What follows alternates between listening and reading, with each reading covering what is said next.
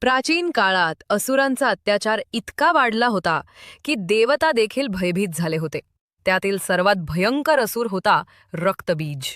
रक्तबीजाचं वरदान असं होतं की त्याच्या शरीरातून जेव्हा रक्ताचा एक थेंब जमिनीवर पडतो तेव्हाच त्या थेंबातून त्याच्यासारखाच आणखी एक रक्तबीज जन्म घेतो. म्हणून त्याला कोणीही मारू शकत नव्हतं.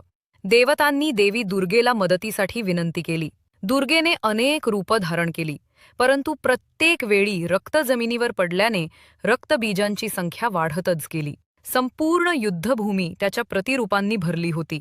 तेव्हा दुर्गेच्या कपाळातून तेजस्वी ज्वाळा निघाल्या आणि त्या तेजातून जन्म झाला भयानक काळ्या वर्णाची रौद्र रूप धारण केलेली कालिका देवीचा. तिच्या गळ्यात मुंडमाळ, हातात तलवार आणि जिभेवर रक्ताचे थेंब चमकत होते. कालिकेने युद्धभूमीवर प्रवेश केला आणि तिच्या एका गर्जनेने संपूर्ण विश्व थरारलं.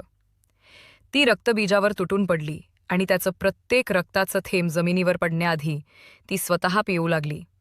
अशा प्रकारे तिने त्याचा वध करून संपूर्ण सृष्टीला पुन्हा संतुलन दिलं. तेव्हापासून माता काली ही केवळ संहाराची नव्हे तर संरक्षणाची शक्तीही मानली जाते. ती दाखवते कधी कधी विनाश हा सृष्टीच्या पुनर्जन्माचा आरंभ असतो. तीच आहे महाकालिका, जी अधर्माचा अंत करून धर्माचं रक्षण करते.